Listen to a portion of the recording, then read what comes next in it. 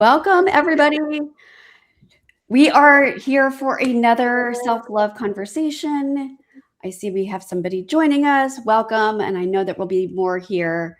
So I am Erica Voell. I'm a decision mentor and inner trust guide, and I write the Unfolding Substack and host the Unfolding Letters from the Middle of Becoming podcast. And I'm so glad to welcome you to today's Summer of Self-Love conversation. And in these conversations, we're exploring women's relationships with themselves, with their inner critic, and their relationship to self-love. The Summer of Self-Love is a continuation of what I started in April when I talked about women and trusting their voices. But this is about women trusting themselves because we know our inner voice is just as important as our outer voice.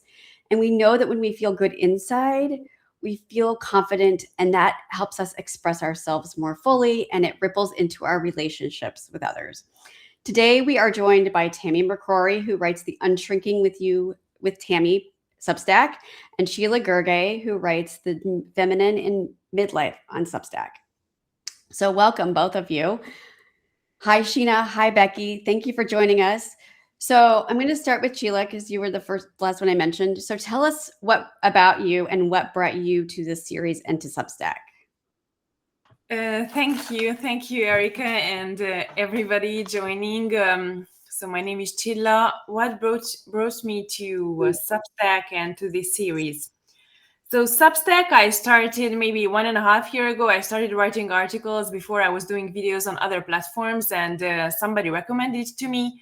And I tried with writing, but didn't get any traction. Wrote 3 articles, and then I left. And then last year I started again in November, and this time seriously. And I started writing articles every week, and all the time I was on Substack. I write about how to connect to our feminine energy as women in midlife. I'm 48 now. I was 47 because last week it was my birthday. But now I'm 48, and connecting to my feminine energy after I left corporate. I worked in corporate for 20 years, and 3.5 years ago I left, and since then I connected to my feminine energy, and basically it has changed my life. And that's why I'm so passionate about sharing it with other women. Before connecting to my feminine energy, it was self-love, because that was my big challenge. It was for a long time. As I embraced more myself and loved more myself, I wanted to share it with other women. So before it was self-love, and now I talk about feminine energy. And so this is what brought me to Substack. Basically, I heard that this is a really nice platform, and it is true. I have found really nice people and made some wonderful relationships here. And to this series, I'm very much a ramble around, so I have to get focused. So this series, to Erica's Summer of Self-Love, I featured Erica in one of my co-authored articles 2 months ago. When I got to 100 subscribers on Substack, I was very celebrating it, and I had this idea of doing articles with many women, not 2, 3, but around 10 women in one article around different themes. And the first one was joy, and the second one was beauty, our relationship to beauty after 40, because the majority of women who follow me and subscribe to me are after 40, and over 40. And so Erica was featured, and that's how I got to know her. And then she offered me to also participate in this Summer of Self-Love series, and that's how I got to know Erica, and that's how I'm here. Yeah. Well, thank you, Csilla. I'm so glad you're here. And so, Tammy, tell us about you and what brought you to the series and to Substack. Okay, so what brought me to this series was I had Erica on as a guest for my podcast, which hasn't been released yet, so stay tuned for that. I just felt really connected to Erica right from the beginning. We are in a in the same business community with Julie Ciardi, and I during the podcast was hearing about the Summer of Love series. And I just immediately thought like, wow, that is so amazing. I would love to be involved in something like that. And then afterwards, when we were done recording the podcast, she so graciously invited me. And because of how she explained it, I was a little nervous because I was like, oh, Erica, like this sounds incredible. What is the cost to be a part of this? Because I just seen so much value. And when she said, no, I would love to extend this invitation to you for free, I was really blown away, Erica. Like, I don't even know what. I was like, where do I sign? Like, what do I do? Like, I was jumping up and down. So I was, yes, please. So grateful for that. So that's really how I came to this series and to Substack. I had done my first post on Substack like 4 years ago when I was following Perdita Finn. She's an author in the States. And I mean, when I came to Substack to start writing articles, I had no idea what I had been sitting on. I'm really treating it like a publishing house. I have a podcast. I've got live events that I host on Fridays for Fashion Maneuvers, and just really exploring. It just feels like one big experiment. I don't know what's going to work, but I love being on Substack, and clearly look at what's come of, I mean, just being able to show up in a different way than I have before on any other social media platform. So I just see this going different places than I've had a chance to before, which again makes it all a big experiment. That's really what brought me back to Substack, was the experimenting and meeting, connecting, growing. Yeah, I love the connecting. I mean, I know people from all over the world. Like my last, my excuse me, my April series on Voice had people on 4 different continents. It was just New Zealand, Australia, Europe, and North America. It just blew me away. I was like, how, this is amazing. And like, I've only interviewed one person in the US. And so the rest of you are all in other countries, and I just love it. I absolutely love it. So thank you both. So I want to start with like we're going to go a little bit back in our journey, because a lot of us did not, in our 20s, teens and 20s, we were not like, I love myself. Some people were, but most of us in this age are like, yes, but I could list all of the things that were wrong with me. And we would pick ourselves apart. And so I want to talk about, like, let's go back a little bit. And I want you to talk about how, if you overheard yourself now talking about the way you talked to yourself 20 years ago, what would you have thought? That inner critic talking to you back then. And I'm going to start with you, Tammy. Oh, goodness. I was thinking about this yesterday. I really was going over this. And at 27, I was a young mom. And my inner critic was that I wanted to be around family. But honestly, I mean, I am cut from the same cloth of where I grew up. But I love loving my parents far away. And so there was always this pull of like, I should be with my family, and I don't necessarily fit in the same way as the person I'm becoming. And that inner critic just was that I'm alone. I need to do this on my own. I don't know. Like, I look back in that inner critic, I just wanted to be such a good mom, because I was a young mom. And when I showed up to mom groups, I was always like, oh, you're the baby. And I'm like, but I'm not a baby. Right? Like I honestly, I felt like I had to prove that I was a good mom. And it's like all that stuff, making sure the kids' clothes are cute and they're sleeping on time and napping in the schedule and showing up looking like you're not like a zombie and are, part of the living dead because you're not sleeping and all of that sort of stuff. I felt a lot of pressure in a lot of areas. Yeah, being a young mom, being away from family. I did have my older sister with me at the time in the city I was living in, but still, I mean, she had her own family that were at different ages than I was. I mean, we still did family events, but it's different than having your mom and dad, right? Mom and dad still want to like put you under their wing and, do all the things that mom and dads do. So I don't know. It was a strange time, honestly.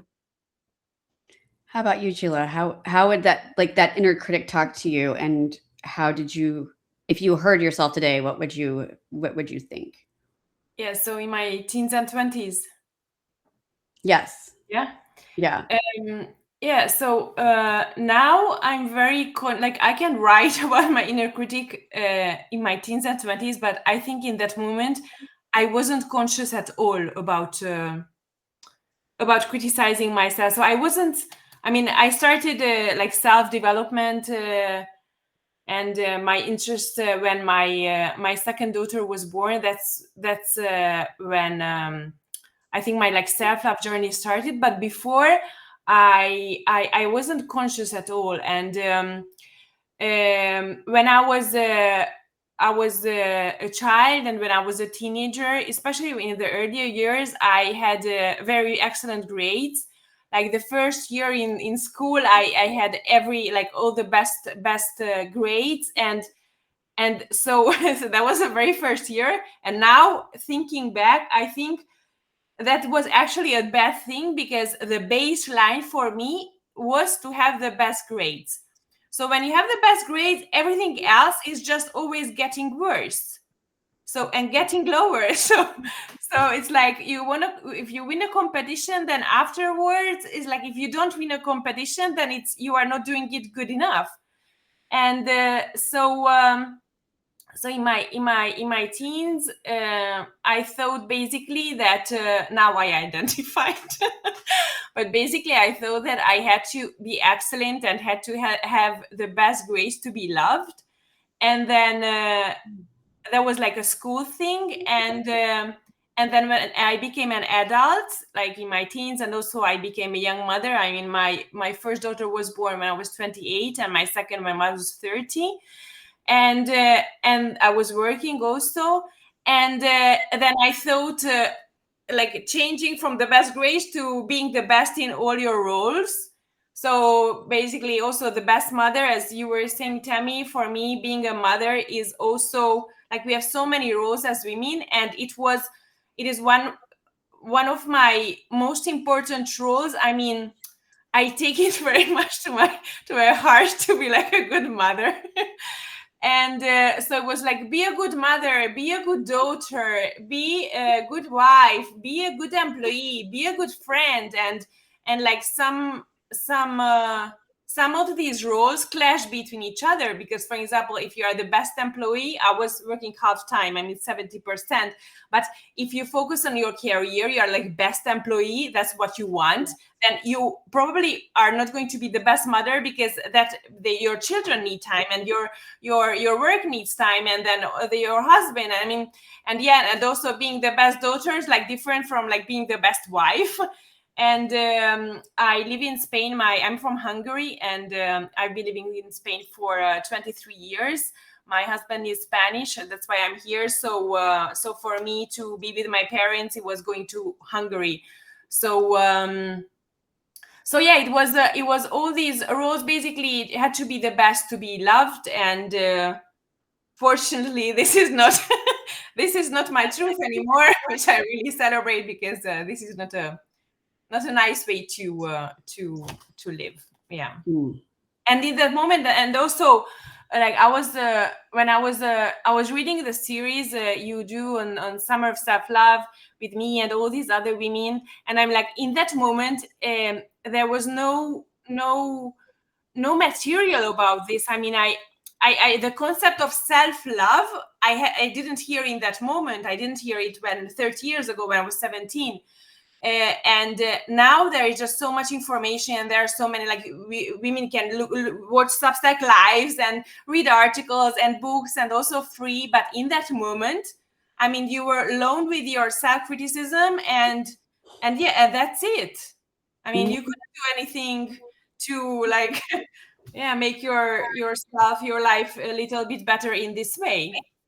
Yeah. And I think a lot of us, I don't know about you, but I know for me, I didn't know that I was reading self-help books but I was picking them up because I always thought that there was something that was wrong with me that I needed to fix. And I learned it from my family. And I shared that in the story behind the whole summer. And that was in, I think, the second article.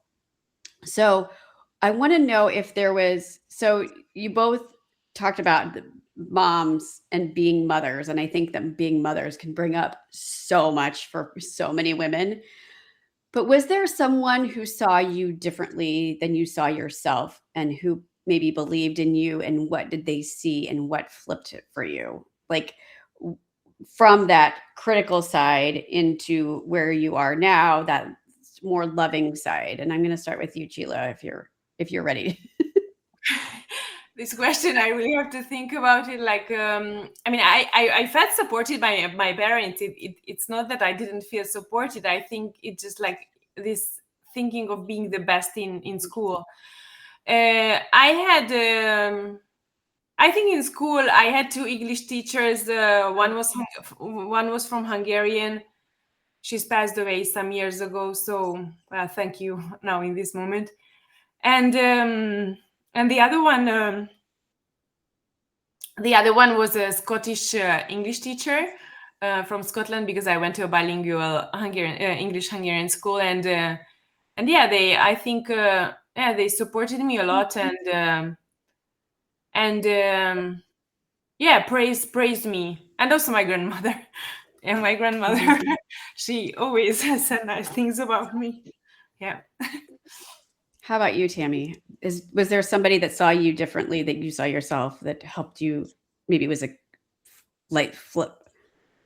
What is that? A light switch moment. That's what I'm trying to think. Right. This one's a big question for me because that person was my dad. Mm. And every time I got off the phone with him, he would say, "I'm so proud of you." And I know that there's this camp A of like, don't tell your kids you're proud of them. They need to be proud of themselves, which maybe I don't agree with because I had an entirely different experience. Oh, I see tears. Are you okay? Yeah. I mean, now I can cry or not. No, I think it's very good when we can cry. Yes. I just noticed that I'm like lost in my own world. I'm like, there's tears. Pause. But yeah, it's very activated for me too, because my dad has passed in 2019. So I think the shift for me was that I noticed that I wasn't being told that all the time. Mm. And see, I'm activated right now, which I totally was not trying to do, because I'm like, I'm going to be strong and talk about all of these heavy things. But yeah, super activating. That was the switch I noticed when I didn't hear somebody in the background saying all the time, "I'm so proud of you," which is strange. And I keep saying that too, but I have a lot of people that support me and have always seen me in a different way. My life has been like, there's a pattern, right? I was the youngest on a basketball team. When I was young, I went to go apply as a hostess. I ended up being the head bartender. I got out of dental assisting school and I wanted to, work for one of the top 5 cosmetic dentists in the city. And I ended up in that right in my practicum. So there's always just been this ascension ladder that's happened so naturally. So I've always been in that disbelief because I'm like, whoa, like, how does that even happen when I see that that's not the story or the journey for other people? So I really needed that person in my corner saying, "I'm so proud of you," because I was in disbelief. It was so surreal, the things that were coming together for me that wasn't orchestrated. It just it was meant to be that way. So I don't know if that answers your question, but that was the light switch moment in the opposite way. I love that. Like, not everybody has that. And to have that is such I don't want to say special, because that's the only word that's coming to my perimenopause brain that has lost all the words. But like, to have a parent on your side in that way is so unusual and such a gift, really. I think so many of us have not had that, or we had it to some degree, but it was like so there was some condition put onto it too. Yeah. Absolutely. It was special. It was. Yeah. So I want to talk about now, move into like, how do you both see yourself differently as you've gone through this journey? Because you're both in your 40s. And how have you started to see yourself differently? And then what has become this like self-love part of you, this part of you that you just are like, I am so amazing and I am such a kick-ass person. So Tammy, I'm going to start with you for this one. Learning my human design. Like I'd had a reading years ago, and then when we really started sinking into it in January with Julie's program, I was just like, oh my God, it's like somebody like writing out who you are and going like, don't you see? Like, this is why, hello. Like, I mean, you can't change this. Was really profound for me because I have a part of me that shows up for community, that knows how to hold space for people. But there's also a side of me as a 4/6 where I need to retreat. I need to have that space on my own, but because people are so used to that immersion of when I am showing up that it feels strange, or that I am, or something's wrong when I need that space and I have to actively curate it because it does not happen organically. So when I curate that time out, it's like, well, what's wrong? What do you need? Why do you need that time? And where are you going? And all of these questions. And being the age that I am, not having to explain myself, just saying that that's what I need. And that's okay for me. And somehow you need to make that okay for you because this is what's happening.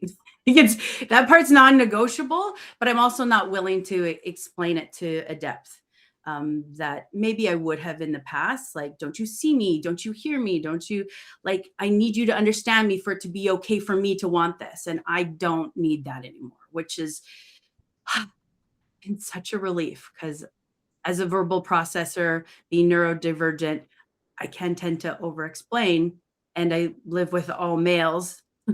The more explaining I do, the more they glaze over. So it's like, nope, this is the way it is. I'm out. Yeah, and I see you have an undefined throat and an undefined identity center too. So yeah, I can see how that comes up. But I want to note, actually, I'm going to save that for the human design piece. Csilla, I want to hear from you about this. Like, how have you started to see yourself differently? What are things you've done? I know from your interview that there are other things that you've done that I'm just like, you go, girl. Oh my gosh. The things that you're doing now are just amazing. So I want to hear from you.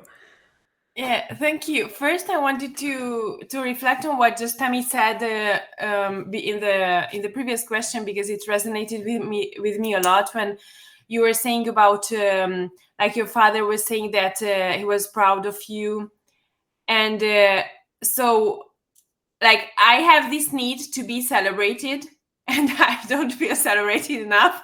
And now on my Substack, like I celebrate, like this is one of my themes. Like I celebrate women, and in different forms, like co-authored articles or doing shout outs, or in different forms. But I was thinking that maybe I'm doing this because this is what I need, and I definitely need more celebration in my life. So I have two daughters, and they are 17 and 19, and I tell them, like, I celebrate them, and I know how needed, how necessary it is. And so I just resonated a lot with what you said, Tammy. Okay, so the question is, Erica, about like my journey from then to now. How have you started to see yourself differently since this inner critic side? Yes. So basically, my self-love journey, I identify it as starting when my second daughter was born. I was with a baby and a toddler at home, and I started going to yoga classes. And I started dedicating time to myself. Before, I didn't do like any self developmental things like that. Well, when I was a teenager, but you were saying, Erica, that you didn't know that you were doing self development. When I was a teenager, I was reading some Jose Silva, the well, anyway, like to change things with your to meditate and to change things with your mind. So now looking back, that is one type of self-development. Amazing. Yeah. But I didn't, apart from that, I didn't do anything like this. And so I started dedicating time to myself when I had my second daughter. Going to yoga classes once a week, and then I started going to belly dance, and that was like my moment, because as a mother, just we get so I mean, we focus everything and all our energy when we have little children on them, and so starting dedicating time to myself was the first step, I think, on my self-love journey. And then I started reading lots of books, then listening to podcasts, following people. Then it was already internet era, so it was possible. And I did courses, and I did belly dancing for 10 years. In that moment, I was still working. And for me, for like my body image, that was very important. Like in belly dancing, in the first classes, I was like, I don't know, fully clothed, like wearing, like hiding my body. And then in the end, like after 10 years, like your image of your body gradually just gets so much better. And then I stopped it. And then almost 2 years ago, I started pole dancing when I was 46. I'm really proud of that. I think it's one of the biggest accomplishments of my life, actually, like to do the things like climb to the ceiling. I was never good at sports. Like in the PA class, I think it's like physical education class, I could never climb the rope. There's this exercise of climbing the rope. I wasn't able to. Like, I had excellent grades except for physical education. And now I can climb to the ceiling, and I dance in 7-inch high shoes. And yeah, so it was, for me, it was such a gradual thing. I mean, it's not one moment. I started going to women's retreats. Then since I left corporate, I've done several very long masterminds and feminine embodiment courses, and dark feminine courses, and different archetypes of the divine feminine. And so it was just a very, very gradual thing. There was a book, I remember, I don't know the title, but I think it's called Love Yourself as if your life depends on it, because it does. It was like a very thin book. So I've done so much work around this. And but now I am really happy, because yes, I can say I love myself and I'm amazing. And especially, like, I love my body. I'm not like a typical skinny person, so it's like what I think, like, for some people, maybe for some women, it could be easier to love their body because they have like the typical perfect body type considered by current society standards. I don't have that. And I have the Aphrodite body type, which is the society that was like some 1,000 years ago.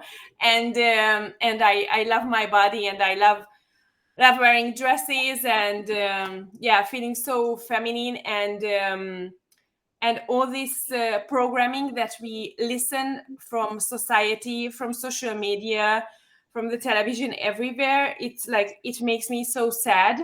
One of my, like, as I have overcome this challenge in my life, one of my passions and missions is to help other women love their body, because in a way, I mean, why wouldn't we love our body? I mean, why do we have to? Okay, so if we have love handles, okay, so what happens?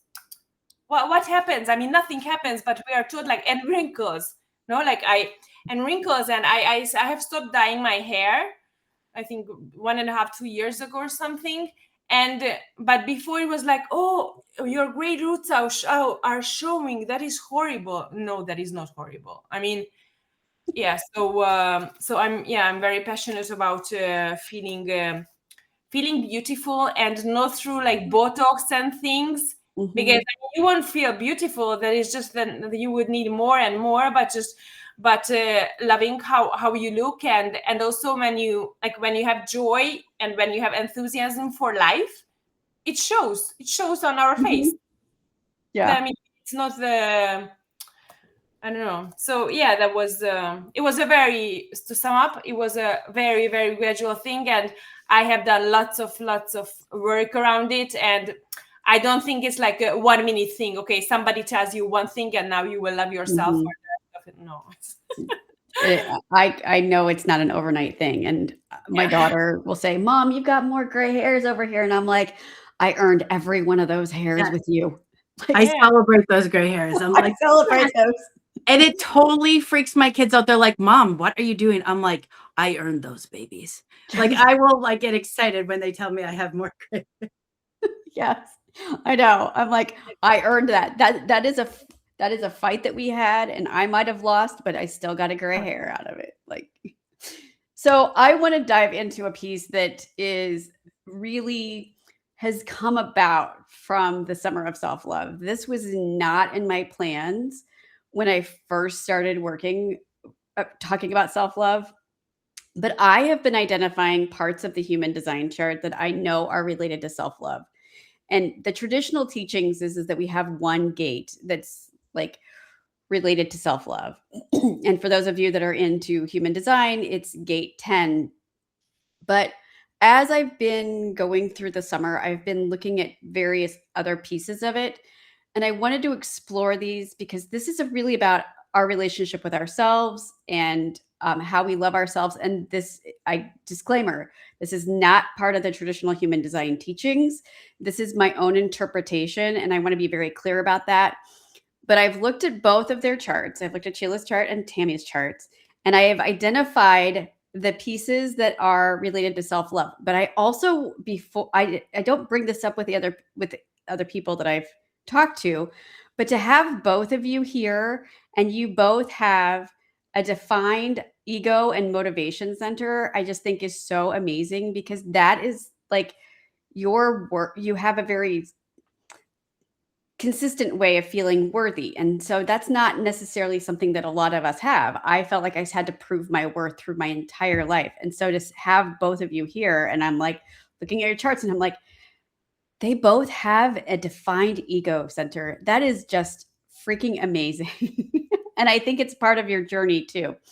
And so you both have, I'm not going to reveal exactly what the gate names or numbers are because that's part of my workshop at the end of August. But you both share two of them that I've identified.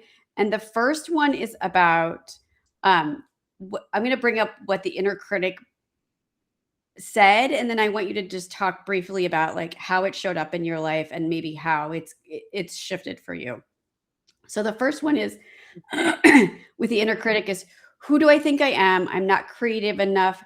No one wants to hear what I have to say. I'd rather stay small than be criticized. Tammy, I'm going to start with you because you're just the first. You're like My Kermit the Frog face. I'm like, no. You're emoting so much. I'm like, okay, she's that. Okay. This really speaks into the unshrinking aspect of why I'm so passionate about this. Okay. My brain just went so many places. So can you just go back and just re-say that question so I make sure that I answer it?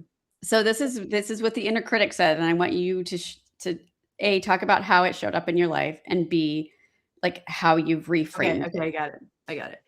So who do I think I am? I'm not creative enough. No one wants to hear what I have to say. I'd rather stay small than be criticized. Right. Okay. This is still so activated in my life because I march to a different tune. There's nobody in my life that has a life online, right? And so there is two separate worlds. But in the sense, like as a clinical hypnotherapist and who I've worked with and who I've had the chance to be mentored by, and what I'm training for right now as a fascia maneuvers coach, that creative piece that I understand that's flowing through me, and creating relationships where somebody else gets to hold space for me and I get to tease out where my gems are is so important for me. Even like I went home for 2.5 weeks, and of course I have support when I arrived back from my vacation, but I couldn't really decompress the way I wanted to, the way that like allows me to just like do a full cleanse. And it wasn't until I had one of my weekly masterminds with her name's Vanessa. She's also in Julie's world. And we've just connected so beautifully. And it wasn't until, I don't know, we have 2 hours together. And during the time, I was just like, this is what I've been missing all week. This is such a unique container where I get to be vulnerable, where I get to be held, and I get to work through stuff the way I need to work through stuff. And it just blew me away. I'm like, I did that for myself. I showed up for that. I answered the invitation to be a part of that mastermind. And it's just things like that that I'm noticing that continuously are showing up for me now. I didn't fall in love with my voice. I mean, as a hypnotherapist, I use my voice. I get paid for a living to use my voice. I did not fall in love with my voice until I started doing my podcast episodes on Substack. There was one episode that I just listened to over and over and over again. And it was in the beginning, and it was more of a creative piece than a business piece, or it had a specific theme. But I was just like, it came from a comment on another person's Substack, and it just flowed into this piece where I was like, oh my God, that's so pretty. That's so pretty. And the way I worded this and the way I said this, and I just listened to it over and over and over again. I put it on repeat and fell asleep with it, like on my pillow. And I had never had that before. So it's these very crystal clear moments that feel so different and are so undeniable and are very unique and creative. And I almost like I need it like air. I can't breathe without those types of places to allow me to show up creatively, allow me to show up. That is the most authentic way for me to show up. Oh, I love that. Csilla, how about you? Do you want me to read the inner critic? Yes, if you can repeat, yeah. Okay. So this is who do I think I am? I'm not creative enough. No one wants to hear what I have to say. I would rather stay small than be criticized. How did that show up in your life? And then how have you reframed it? Yes. For me, for like a very long time, one of my biggest wounds is I don't feel listened to. I have worried a lot on this. And now I do feel listened to, but still I could, I could feel more listened to. And like, I think like what you were saying about your voice, I sing, for example, I sing now in a choir, and also when I was a teenager, I don't know. I also, I like watching my videos, or I have them in podcast format now. I just started the Spotify podcast last week on my birthday. I connected it the Substack to Spotify, and I was wondering whether, like, I have done so many videos in my life on TikTok, Instagram. Now I started here, but here it's more writing. But I was wondering if like this not feeling listened to is why I do so many things, like to show myself. As you were saying, Tammy, like also I'm like I'm in a lot of places online, and my family is not like, we are not like, like I feel similar like you. And about not feeling creative, it is not one of my wounds, but before I didn't feel very creative, but now what I'm doing on Substack is so creative that I'm really in awe of myself, of how many creative things I'm doing actually. And women who participate in my articles and who are part of my community are telling me, oh, you are so creative. And and I have so many ideas now. Also, when you're embodied to you in your feminine energy, then like ideas just flow. And I have so many ideas, I don't have time to implement them. And what else you said? I'd rather be small than criticized. Yeah, for a long time, especially I worked in corporate for 20 years, and there you had to be perfect. It was finance. You had to be perfect, no errors. So that made, and also I didn't like to ask questions, because that would mean that I didn't know something, I didn't know the answer. So I thought that I had to know everything. I had to be very smart, and if I'm not, then that is a big failure. And now I can perfectly say I don't understand, or or ask a question because I don't know the answer, and that is okay. And of course we cannot know everything about this world, but like in that moment I was just like I had to know everything. I was very much in my masculine corporate environment. And about being criticized, like before, like as I like we cannot create if we fear if it's going to be good enough, which is another of my wounds, like being good enough. So if we fear whether it's going to be good enough, then we cannot create, because it paralyzes us. So I have improved a lot in that sense, and now I just do the things, and some things people love and some other things people don't love. I mean, I don't really know, but the thing is, I mean, if I love it, then wonderful. And also I have this need of just expressing myself. I have this need of expressing myself, and as I learn more things, either about the feminine embodiment or anything, I mean, we always grow. I want to share it with others, because what helps me, I want to share it with other women. And I cannot I don't like suppressing myself anymore. I've suppressed myself so much, I think, in my life. And now I'm on my soul mission, and I really need to express myself, my truth, what's important for me, what I believe. Yes. Yeah. So I feel like you also just talked about the other one I was going to ask you about, which was that shows up for you is feeling different and not fitting in and not feeling normal and not being belonging. And I feel like that one for you just shared it so beautifully, in addition to what we were just talking about. So like they feel like they're coming up very similarly. Yes, feeling different. I mean, I hadn't identified like feeling different, but definitely I was different. And before and also now, like many things that I do or don't do are different for how people or women live their life. For example, what I said before, when I was a mother, I started dedicating time to myself, and the majority of women around me don't do that. The majority of women, I mean, I call it like martyrdom and victimhood, and I don't agree with that, because I feel that we dedicate so much time and energy to our children, and we love them, but that doesn't mean that we should eliminate ourselves as a human being and as a person and as a woman especially. And that is one of my passions also.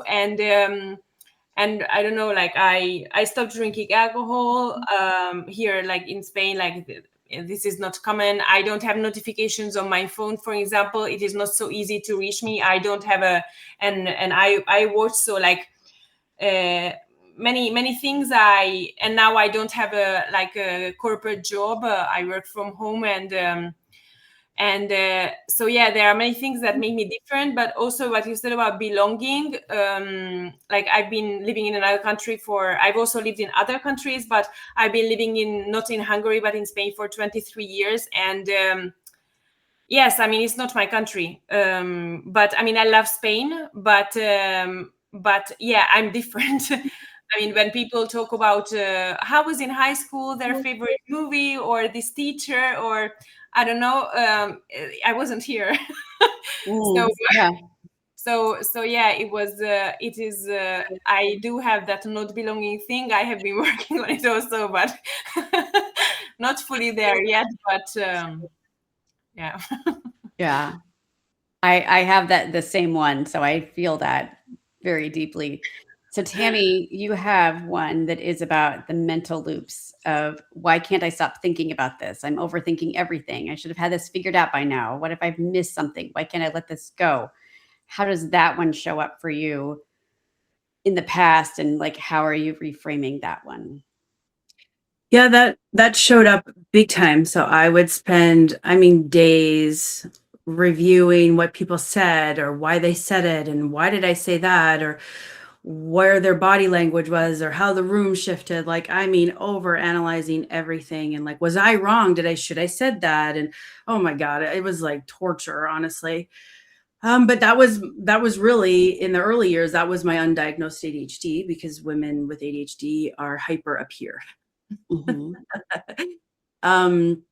So for me now, I really feel that line 6 and the 4-6 of being the observer is really powerful for me when I am going into situations that I'm preparing for. Like my big trip back home, my husband and I, we go for a walk every night and with our dog. And on our walk, there's 2 trees that we visit with. I always ground myself with the trees. And if you're into, the Akashic records and mycelium and everything being connected, and just think of like the avatar and the tree of souls, right? It's kind of like that idea. And I go to the trees and I ask it, the quantum questions, the open-ended questions. Who and what do I need to be to show up for this next version of myself? And why is there so much money in my bank account? And all of these quantum things that I can layer in. And so kind of going back to the preparing and being the observer is I've come up with this phrase of being the beyonder.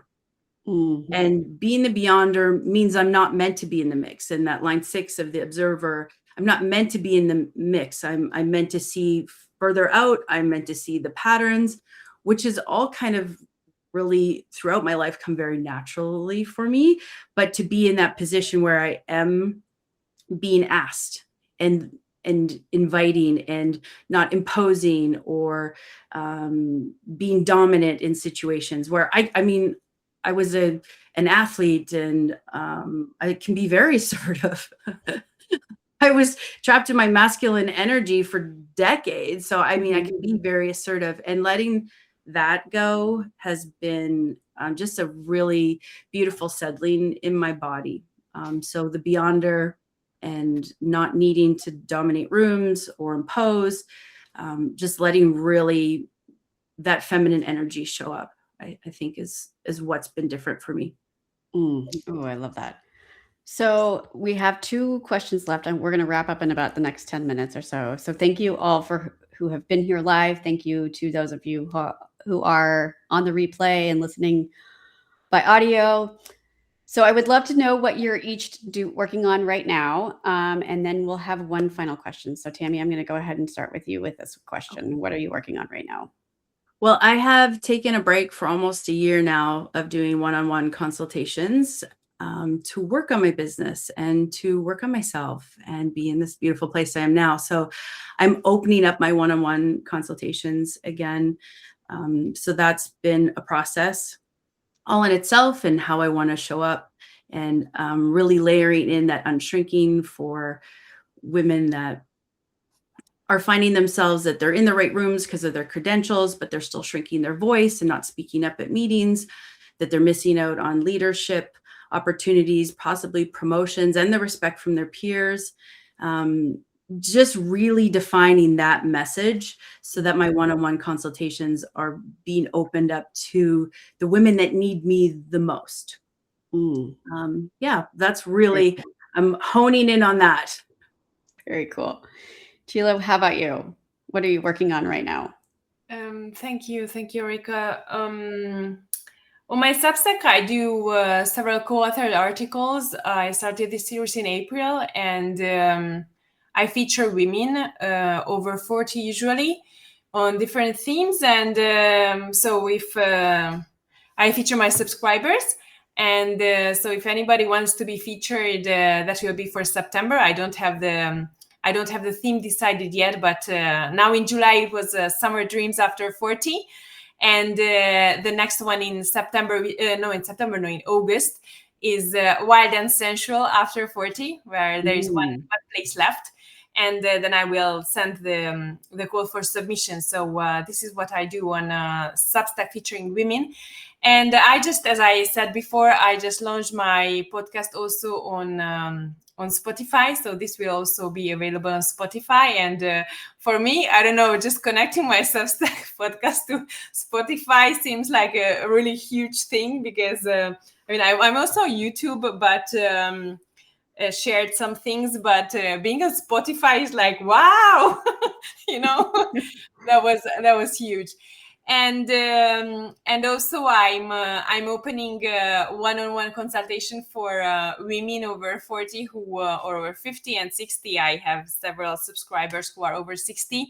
So for women who want to reconnect to their feminine energy, and who have been responsible or working in corporate environments or 9-to-5s, and have been operating in masculine mode, and women who want to love their age and want to feel beautiful at any age with their wrinkles, with our wrinkles, because they are there, and also who want to love themselves and feel joyful and want to dance.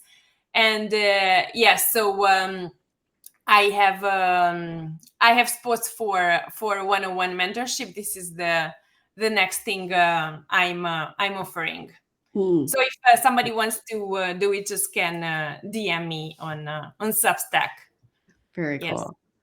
Okay, well, thank you both.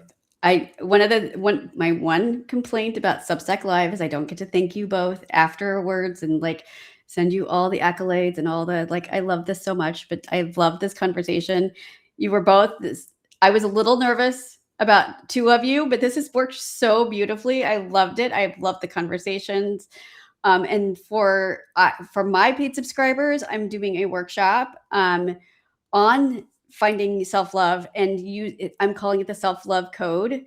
And we're going to be diving into where our inner critic sort of started, because it's then just start with, our family. It's actually started in our human design chart, and we're going to explore that a little bit. And then we're going to be starting to talk more about self-love and human design. And then in the August paid workshop, we're going to be doing really diving into the different areas that I have explored that are related to self-love and human design. So if you are not a paid subscriber, I invite you to upgrade and to attend the workshop on Thursday. So I have one last question for both of you. And this is what I ask all my podcasts, all of my Substack lives. What is one unwritten rule of midlife that you would like to rewrite? Csilla, I'm going to start with you.